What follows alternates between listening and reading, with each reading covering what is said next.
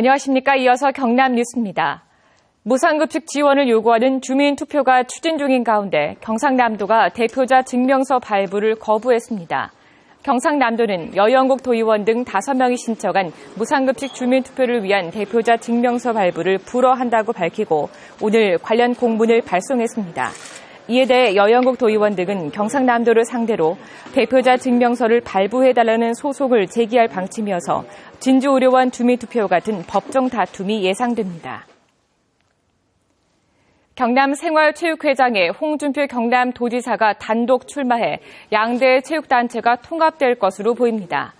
경남생활체육회 회장 선거 후보 등록 마감 결과 홍준표 지사가 단독으로 입후보해 오는 27일 대의원 총회에서 추대될 것으로 예상됩니다. 임기는 전임 회장의 자녀